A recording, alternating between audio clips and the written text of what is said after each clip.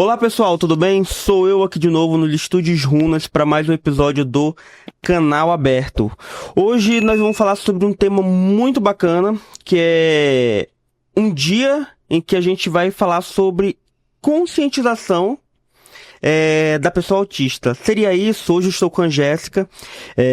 Jéssica tem tanta coisa para agregar sobre o assunto que eu vou pular a apresentação dela. Então, ela vai me dizer, já começando nossa entrevista, com quem é Jéssica. Quem é Jéssica Borges?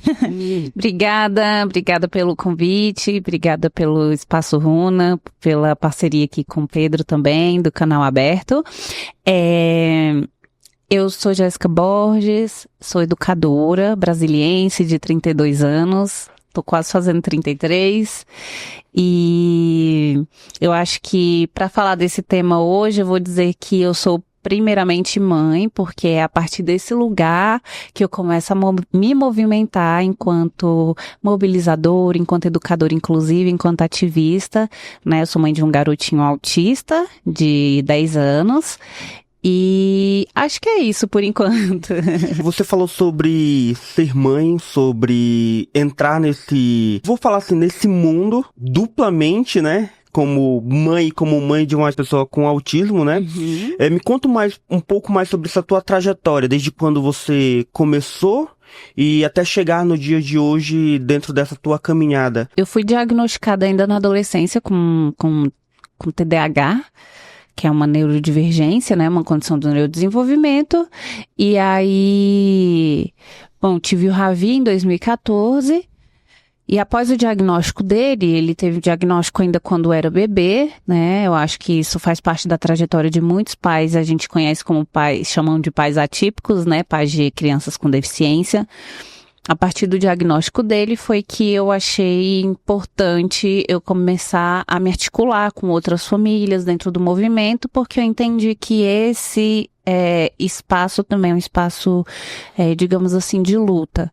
A partir desse entendimento do que seria uma mãe de autista, eu ser mãe de uma criança autista no mundo, que eu comecei a me organizar, que eu comecei a me especializar dentro da área, né? Eu lembro que foi até uma indicação de uma psicóloga dele, né? Depois que ele já tinha sido diagnosticado como autista, que ela me disse, olha, vai estudar educação, você vai gostar bastante, é um tema que vai te interessar e que você vai poder explorar mais dentro desse meio do autismo. Explorar no sentido de conseguir trabalhar melhor e entender melhor essas especificidades. Comecei a me articular com movimentos aqui de Brasília, e foi aí que eu conheci a Abraça, que é a Associação Brasileira para a Ação por Direitos das Pessoas Autistas, que hoje eu estou como atual presidente, e a partir disso comecei a participar de audiências públicas, seminários, fui da Comissão de Direitos da Pessoa Autista da OAB, como consultora, e aí comecei a dar entrevistas, palestras, né, me especializar no campo da educação inclusiva também, porque eu vi que é uma área muito defasada, principalmente no que diz respeito à educação voltada para esse público. Estou aí até hoje, dentro dos movimentos sociais, né? Eu não entrei no movimento social por conta da deficiência, eu já participava de movimentos sociais. Meu pai é ativista desde que eu me entendo por gente, então meu pai sempre inseriu a gente dentro dos movimentos sociais, movimentos dos trabalhadores, movimentos indígenas, então foi um acréscimo aí dentro da minha luta pelos direitos humanos, na defesa dos direitos humanos. Diria que você tem múltiplas funções, mas a sua formação mesmo é em pedagogia. Isso. Então a pedagogia ela te permitiu trabalhar tudo isso. Exatamente. Na verdade, o que aconteceu? Ao estudar pedagogia, né, eu já sendo mãe de uma pessoa autista, eu estranhei a minha turma ter 30 alunos e só eu querer estudar educação especial, que hoje eles chamam de educação especial, né? Na verdade, sempre chamaram, mas ainda hoje chamam de educação especial. E a única matéria dessa educação na faculdade é Libras, um Libras bem raso, sabe? Bem vagabundinho, assim, se eu posso dizer, com perdão da palavra. Então, eu achei isso muito estranho. Mas eu acho que ao começar a pesquisar, estudar mesmo sobre a educação especial na perspectiva da educação inclusiva, foi que eu fui entender do porquê que muitos educadores, muitas escolas não querem estudar essa matéria, não querem se aperfeiçoar dentro dessa área, né? E eu atribuo isso também ao capacitismo, que é o preconceito contra as pessoas com deficiência. E em razão disso aí a gente poderia, né, até dizer assim que muitos professores não querem sair da zona de conforto, se assim eu posso dizer, né? Não querem trabalhar com pessoas que eles entendem que seja um problema, né? Então, eu acho que parte daí essa necessidade de me especializar dentro dessa área, de querer entender o porquê, né? De tentar esmiuçar um pouco desse preconceito, de como que ele se dispõe ali no meio dos educadores, e foi aí que eu também entrei dentro da Frente Parlamentar em Defesa da Educação Inclusiva, da Câmara Legislativa, e também da Comissão Nacional de Política de Educação Inclusiva do MEC.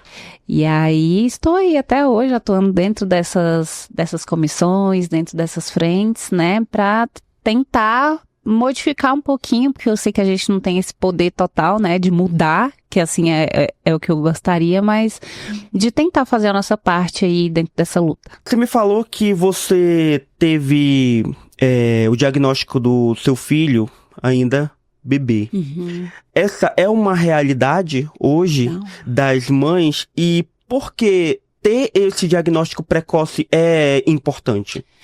Não é uma realidade, na verdade eu parto de um lugar de privilégio, se assim eu posso dizer, porque diagnóstico ainda é inacessível dentro do nosso país, né? E aí a gente vai elencar questões socioeconômicas, fatores de raça, de gênero, né? Então, as pesquisas do autismo, elas sempre foram muito voltadas para o gênero masculino, né? Então, por exemplo, eu chegar no meu diagnóstico foi mais difícil do que meu filho chegar no diagnóstico dele. Meninas chegam no diagnóstico de forma mais tardia, né? Pessoas negras também chegam no diagnóstico com mais dificuldade, né? Indígenas chegam no diagnóstico com mais dificuldade. Então, é difícil porque o sistema público está sucateado, né? Então, a gente não tem um sistema público que consiga dar conta dessa população, né? E quem fica à margem vai ser a população pobre, a população negra, a população que vive vulnerabilidade social, né? Então, por exemplo, uma consulta com o neurologista, dependendo aí do neurologista, porque tem que ser um neurologista com especialidade nessa área, ela vai custar em torno de R$900. Né? A avaliação é, em média, R$2.000, R$3.000, se não for mais, né? Tô falando disso da minha época. Então, até chegar ao diagnóstico tem um custo muito alto. Não é toda família que tem a condição de pagar um plano de saúde, por exemplo, e não é toda clínica que tem, que aceita um plano de saúde, por exemplo. Então, não é uma realidade de todas as famílias, e eu acho que o diagnóstico precoce ele é extremamente importante no sentido de você conseguir trabalhar ali dentro da neuroplasticidade do cérebro da criança, que é autista, do bebê autista, e conseguir que ele se desenvolva de forma mais autônoma na vida. Como é ser mãe de um garotinho com autismo? E quais os desafios em ser mãe do Ravi? Eu costumo dizer assim nas palestras que eu participo que o maior desafio, na verdade, é a gente ter que lidar com uma sociedade que é preconceituosa, né? Porque, claro, a gente tem os enfrentamentos da própria condição, né? Em virtude do autismo, a gente enfrenta uma seletividade alimentar, que ela pode ser ou não severa, isso impacta a saúde da pessoa.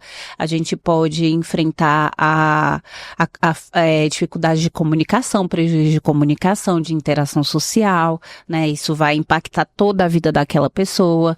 Então, eu acho que é mais difícil porque a gente vê sempre as pessoas querendo que a gente coloque os nossos filhos na terapia, faça o tratamento dos nossos filhos para os nossos filhos conseguirem ser incluídos no mundo, mas a gente pouco vê essas outras famílias querendo incluir os filhos dela. Por exemplo, por que ao invés de eu de eu trabalhar questões do meu filho, você não trabalha no seu também, porque na verdade a gente vivencia exclusão por conta do outro, né? Que não tem deficiência, que não vive a exclusão na pele.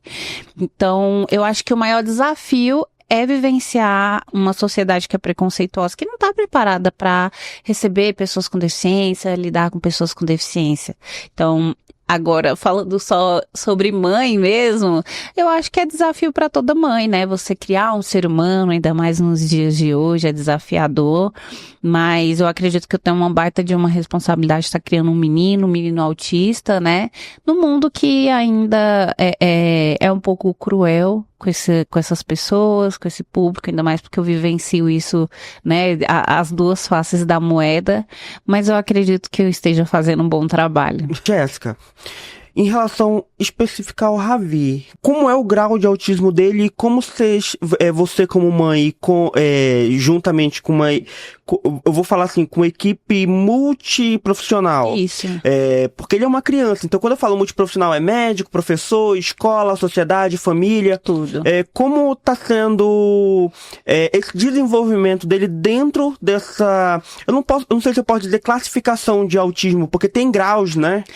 Na verdade, a gente chama de níveis, são níveis de suporte, né? As pessoas, eu acho que é o mais popular dizer graus, porque as pessoas conhecem como graus, mas os níveis de suporte, eles falam sobre o nível de suporte que aquela pessoa precisa, não sobre o nível de autismo que ela tem. Por exemplo, o Ravi é nível de suporte 1, que é conhecido, em aspas, como leve, né? Mas a gente até brinca no meio da comunidade autista que de leve não tem nada, porque para você ser leve, você precisa de psiquiatra, você precisa de neurologista, de fonoaudiólogo, de psicólogo, de terapeuta ocupacional.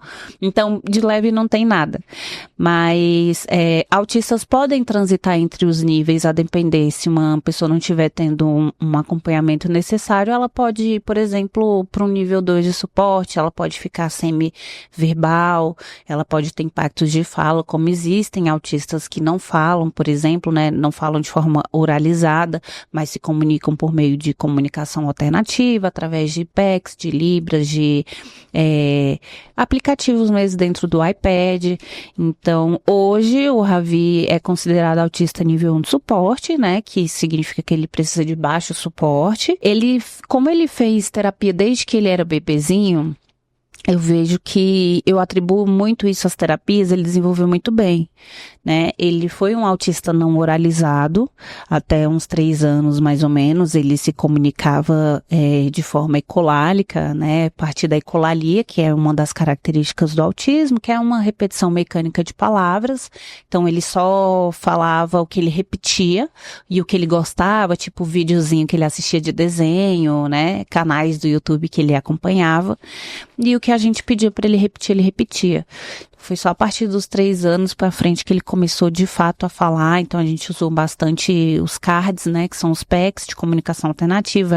É um método que quase não se usa mais, é bem antigo mesmo. Isso tipo 10 anos atrás, né? Então ele se desenvolveu muito bem. Eu acho que a importância da família ser parceira ali da equipe, tanto da equipe escolar quanto da equipe multidisciplinar, fez toda a diferença. Ele tá praticamente com os mesmos profissionais desde que ele iniciou os tratamentos dele, né, os acompanhamentos, e ele tem desenvolvido muito bem. Você falou um pouquinho de privilégios, que você se considera uma pessoa privilegiada dentro da realidade do autismo hoje. Vou falar no Brasil.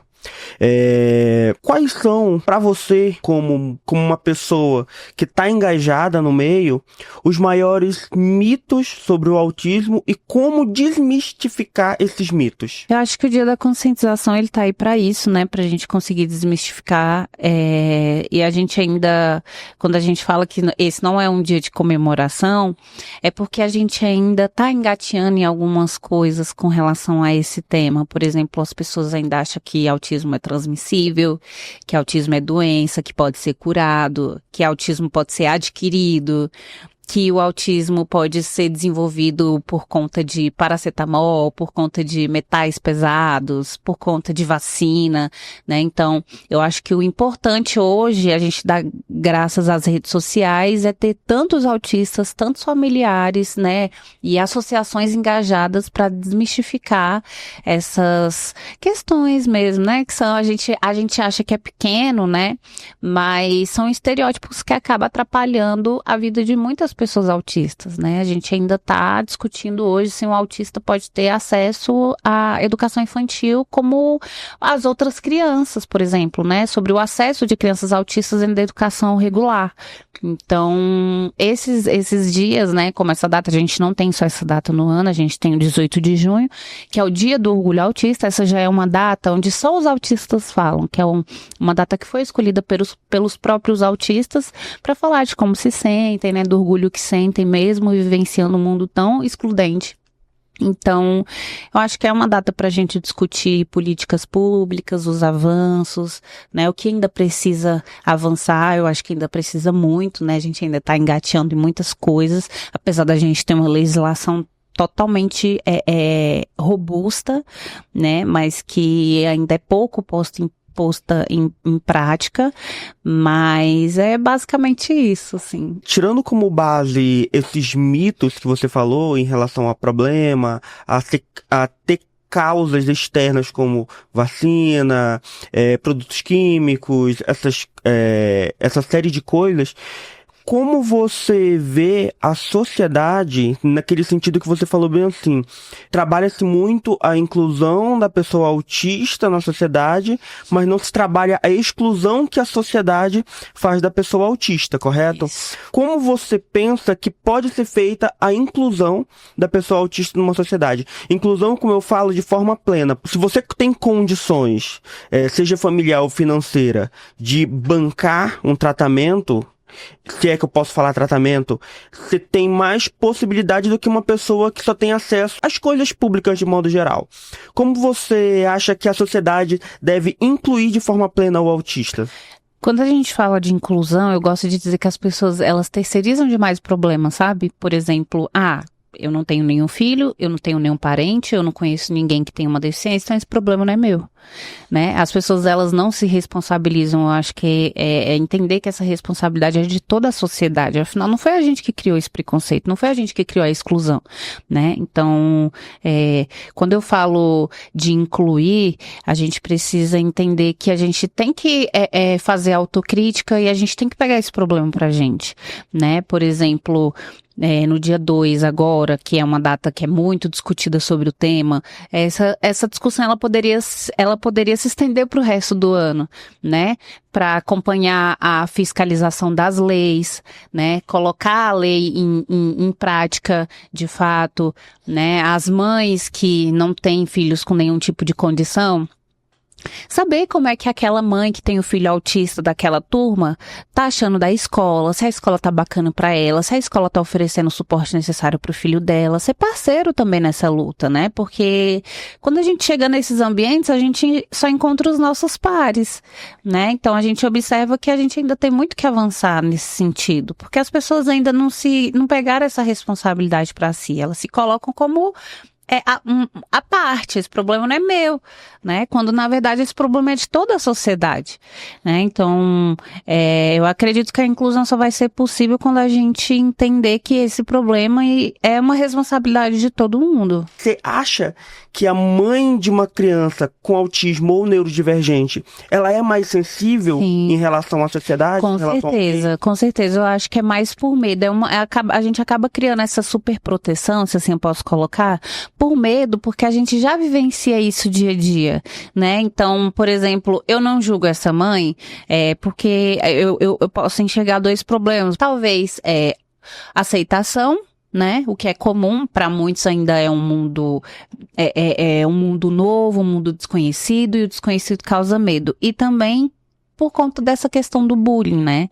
Então, às vezes essa mãe já sofreu uma situação com o filho, em que o filho deve ter sido vítima de bullying, outras pessoas estão rindo, né? Ela ter dito que o filho tem um problema, por exemplo, ela enxergar isso ainda como problema diz muito, né? Pode ser que ela ainda não tenha aceitado a condição e enxerga essa condição de fato como problema. Mas aí a gente entra para um outro ponto, né? Que eu costumo também abordar muito, que às vezes o problema não é na condição em si, mas é a falta de políticas públicas, é a sobrecarga dessa mãe, né? A gente tem pesquisas aí que uma boa porcentagem de mães são abandonadas pelos parceiros quando tem a chegada do diagnóstico. Então, muitas dessas mães são solo, não trabalham. A maioria dessas mães tem que deixar o mercado de trabalho formal para dar conta da demanda, porque a rotina que a gente segue com os nossos filhos por conta das terapias é uma rotina bem cansativa. Eu vou sair daqui correndo para ir buscar meu filho porque de tarde tem terapia.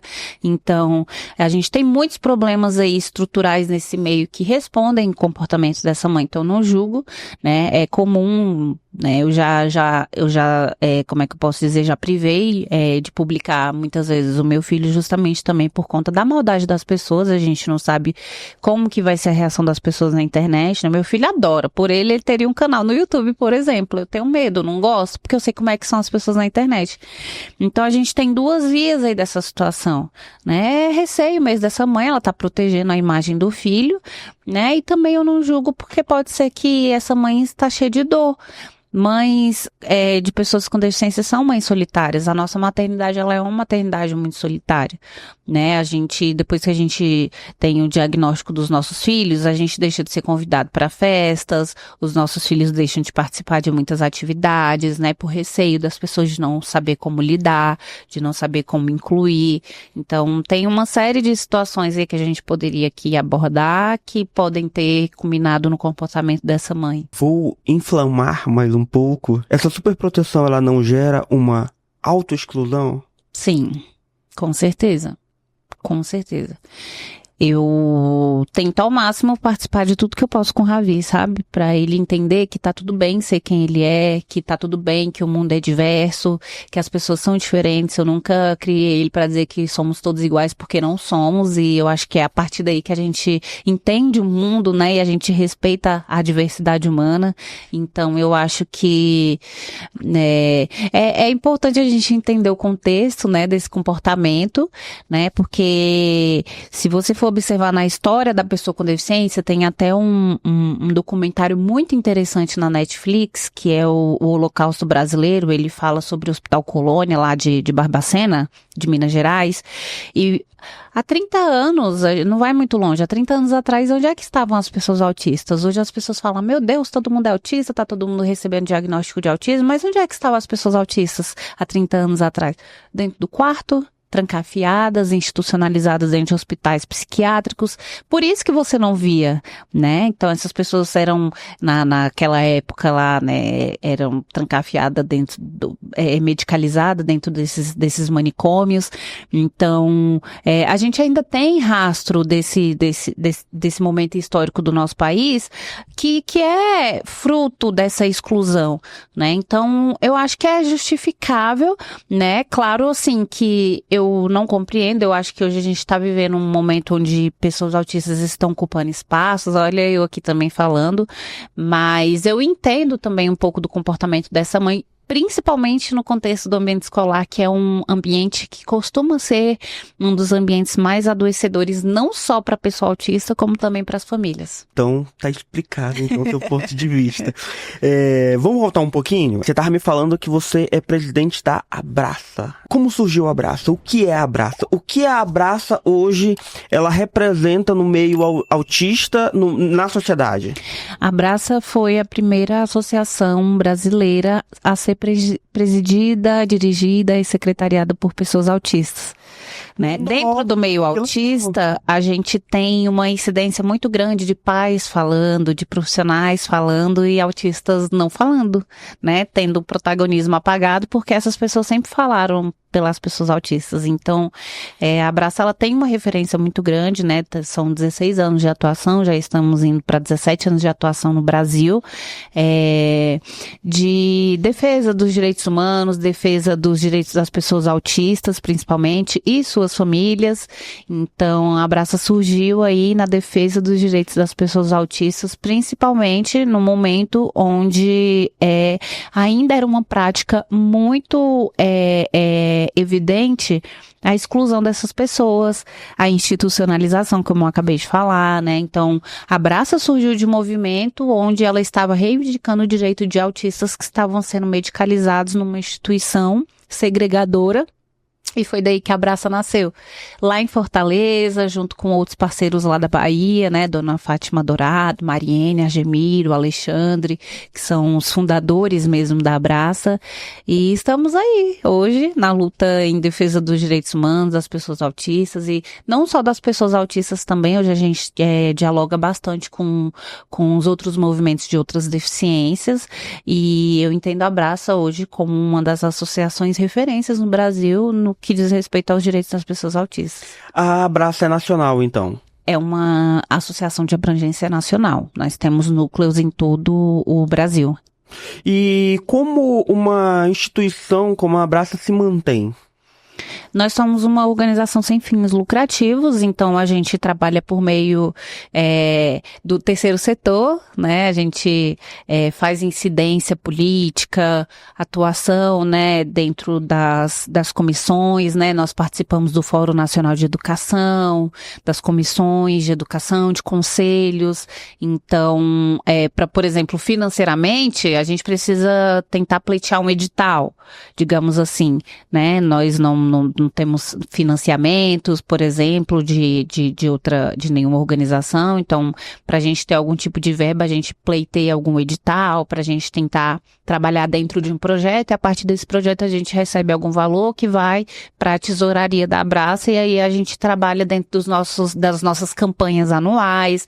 Todo o dinheiro que a gente recebe por meio dos projetos que a gente participa, retorna também para dentro dos projetos internos da Abraça, oficinas, formação dos próprios membros, né, campanhas anuais, né, a gente tem sempre diversas campanhas bem interessantes dentro da nossa associação, e outras atividades também, não só internas como externas, sempre dentro desse campo dos direitos humanos. Se você fosse falar um pouquinho sobre as conquistas da Abraça, vamos regionalizar aqui em Brasília. O que a Abraça, ela conseguiu aqui em Brasília em relação aos direitos da pessoa autista? Olha, quando a gente fala aqui de Brasília, a gente acaba falando de todo o restante do país, né? Porque o antro da política tá aqui, a gente trabalha muito com política pública. Então a gente já conseguiu barrar diversos projetos que afrontavam a nossa convenção, a Convenção dos Direitos das Pessoas com Deficiência aqui no Brasil tem status constitucional, então, entraves, por exemplo, na gestão governamental passada a gente teve um decreto, esse decreto instituía a volta das escolas segregadas e a gente entrou como amigo da corte. A gente conseguiu barrar esse decreto, tanto que esse decreto foi revogado no primeiro dia de mandato da gestão atual.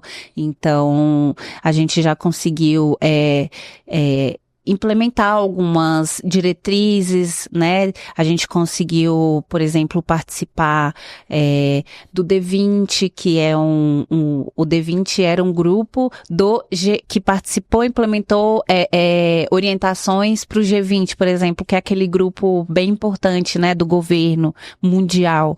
Então, a gente conseguiu tirar diversos autistas de situações de vulnerabilidade também, né? A gente consegue atuar de forma incidente aí dentro de projetos que tratam dos direitos das pessoas autistas, sempre nesse campo político também. Eu queria que você falasse agora com mães, com pais, com professores, com a sociedade em relação à pessoa autista. Eu queria que você deixasse sua mensagem para todas essas pessoas que vão estar assistindo a gente.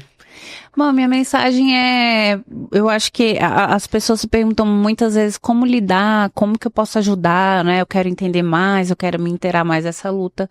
É participando dentro da sua cidade, como você pode, procurando as associações que você conhece, né? Buscando ali na internet quem são os produtores de conteúdo ali da sua região, para entender o que está acontecendo, quais são as leis que estão tramitando agora, nesse momento, que podem ajudar, que podem beneficiar ou não as pessoas, de que modo que você pode atuar como parceiro nessa luta e entender que o mundo é diverso, né, que as pessoas que estão se descobrindo autistas nesse momento, elas sempre foram autistas, né, se perguntar como que elas chegaram até aqui sem diagnóstico e de que modo que você pode fortalecer essa luta para a conscientização das pessoas, para entender que o autismo é uma condição comum. É uma condição comum, não é um bicho de 7 cabeças, e a gente tá aqui esperando vocês nessa luta, né?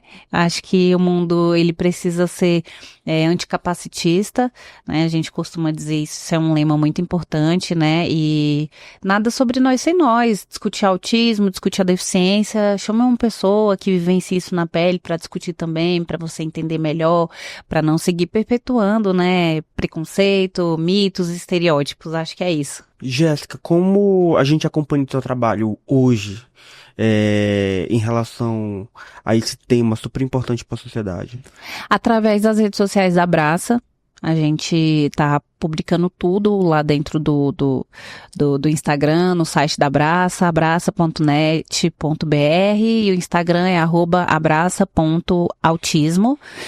Lá a gente publica tudo, né, sobre tudo que está acontecendo nesse campo atual. Por exemplo, agora a gente teve, ontem, na verdade, 2 representantes que estão indo representar a Abraça lá na Alemanha, no GDS, que é um encontro global de discussão sobre os direitos humanos das pessoas com deficiência, e já é uma edição nova que a Abraça tem o prazer de participar, né? Essa edição que antecedeu aí a gente realizou um evento, por exemplo, a Cúpula Regional de Deficiência no Rio de Janeiro, no final de 2024, para anteceder o encontro global. Então, estaremos lá, esse ano estaremos na COP também, para discutir sobre os direitos das pessoas com deficiência, porque não tem como a gente discutir sobre um futuro sustentável sem considerar acessibilidade e inclusão para essas pessoas, né? Afinal, a gente sempre, vamos dizer assim, que pessoas com deficiência são as pessoas mais afetadas nessas histórias, né? Porque vai todo mundo embora, se pega um enchente e a pessoa cadeirante. Quem lembra dessa pessoa? E a pessoa surda, que ela não vai escutar a chuva cair, enfim. Vocês encontram todas essas atualizações lá na nossa página oficial. Eu também tenho um Instagram pessoal que eu falo sobre isso, que é o Sou Jéssica Borges. E é isso. Jéssica, muito obrigado. Bate aqui. Muito obrigado pela sua presença. Gente, eu encerro por aqui o nosso podcast de hoje com a Jéssica. Muito obrigado, Jéssica. Obrigada. E não esqueça de se inscrever no nosso canal, seguir nas nossas redes sociais, @canalaberto. E até a próxima.